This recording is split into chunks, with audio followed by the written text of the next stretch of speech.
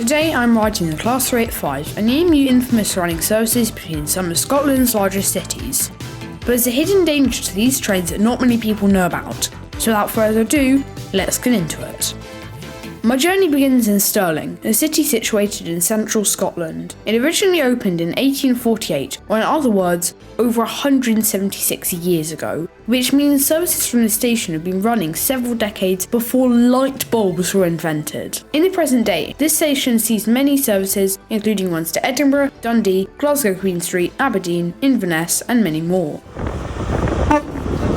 And before my train arrived, let's cover some basic facts about the Class 385. They were made by Hitachi, yes, the ones who made these abominations, which are sadly my local trains. Moving back to the 385, their entire fleet of 70 units was built from 2015 to 2019, with the first unit of the fleet entering service in 2018. They're EMUs, which stand for Electric Multiple Unit. Considering this, it limits 385 operations mainly to the Edinburgh, Glasgow and Stirling areas. The train is part of Hitachi's so-called AT200 family, so let's break down the different categories. There are 4 categories of the AT family, often shortened to A-Train, starting with the AT100s, which operate high-density urban services. For example, if the Class 701 was built by Hitachi, it would be in this category. Moving on to the AT200s, which operate suburban, commuter and regional operations. Next we have the AT300s, which operate high-speed intercity and long-distance operations. All the 8OX family are in this category, as well as the 385. And finally, we have the AT400s, built for high-speed bullet train operations. None of these actually exist yet, but the trains for HS2 will fall into this category, assuming that they come into service after all those delays.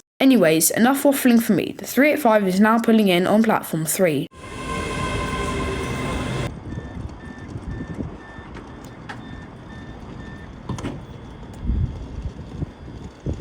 Stepping onto the train, we can already see some similarities between the 385s and the 800s, including the harsh white lights up top, the LED dot matrix display boards and other similarities in the core build.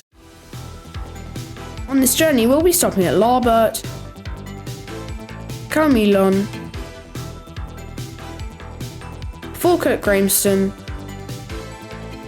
Hormont, Lingathwol, Edinburgh Park, Haymarket, and finally Edinburgh Waverley, where I'll be getting off. The entire journey will take roughly 48 minutes. This service originally came from Dunblane, just a little north of Stirling, and after stopping at Bridge of Allan, it arrived into Stirling on time. Departure is 1 minute late, at 10:41.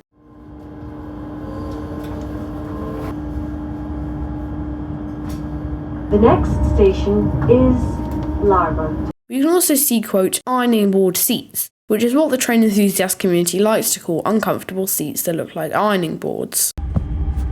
The padding is also very poor. Don't forget to take your belongings with you before you leave the train.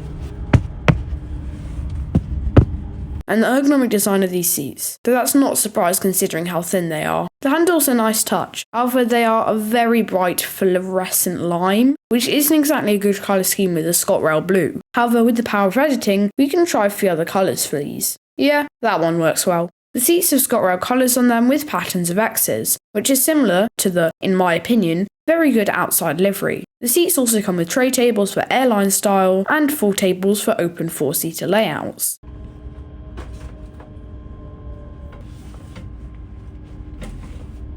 This train is for Edinburgh Waverley. And as with most trains in Britain, the window alignment isn't very good at all. And there is only one 3-pin socket per 2 seats, which on a packed train is quite an issue. 3 armrests can be found per 2 seats, but the one by the window is fixed in place, which would be nice if able to fold up just to give people that little extra space when they need it. The trains come fully air conditioned, and were built in 3 and 4 car variants, which can be linked up with other units to form longer trains for extra capacity on services. 3 car sets are designated 385-0 and 46 were built. 4 car sets, on the other hand, are designated 385-1 and 24 were built. A toilet is fitted in carriages with cabs on the end. The train can reach a maximum of 100 miles an hour or 160 kilometers an hour, and a single carriage will contain 4 doors with 2 on each side at 1/3 and 2/3 long. not an uncommon design amongst British trains, and the doors are fairly wide, so 2 people can pass at the same time for good capacity. The 385s have only operated with ScotRail's so far. Each unit took 3 months to build, and doing the math, that would mean that if all 70 units were built individually, never overlapping, it would take 17.5 years. However, as they were built multiple units at the same time, it only took a quarter of that.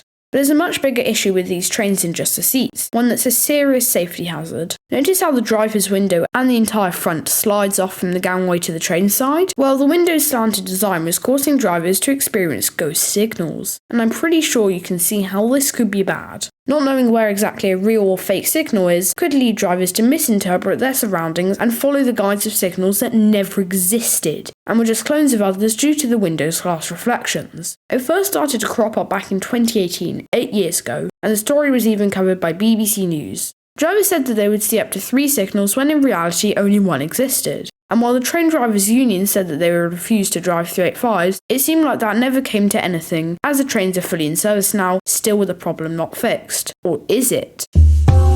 As after writing this entire segment, I found a Modern Railways article and some images suggesting otherwise. So it looked like it got fixed, but multiple sources contradict each other and the waters are very murky on what exactly has happened here. Putting aside me possibly risking my life riding this train, we are making quick progress on the run down to Waverley, Edinburgh's main station, and stopping at many stations which I won't attempt to pronounce again, as even though I'm half Scottish, I'll definitely fail at. It was at this point in writing the script that I found several 385s had actually been withdrawn from service, but not for the signal issue as I just discussed. While browsing the 385 Wikipedia article, I came across this section talking about some sort of critical error, which for some reason isn't listed exactly what. But what we do know is that the trains were withdrawn for 9 days before restarting operations. There's probably someone who's much more experienced than me who has the answer, so please leave it in the comments if you know. The 385 runs along many different routes, with one of course being the Dunblane to Edinburgh line, which is the one I'm on today. Obviously, it being an EMU restricts its services. It can't serve lines like the 5 Circle and up in the Highlands, where there is no overhead wires. But other lines it runs along the Croy line, the Shotts line, the Carstairs line, Cathcart Circle lines, Inverclyde line, North Berwick line, and finally Glasgow to Lanark. Back to the train review though. Baggage space is very good and the vestibules are pretty spacious. However, I do miss the design on the doors like on the 802X, which makes things feel a bit more separated. Probably better to not have this on an 8200 though. And after a brief stop in Haymarket, the train runs along the very last stretch to Edinburgh Waverley, the heart of Edinburgh's rail network.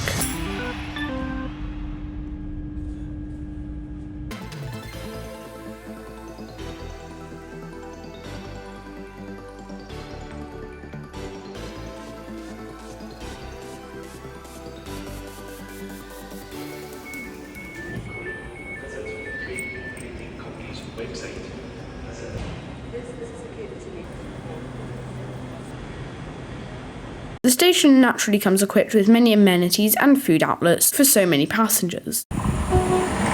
Though a quick trip along any of the lines coming out of it provides a better place to train spot, not having to shuffle between many platforms. And I even saw the Eleanor livery, the weird but oddly funny puppet person from Ellen Yar's advertising. But for now, this has been GlobeSync, thank you for watching, and goodbye. How did I manage to mispronounce so many things in one video? That was like a record for me.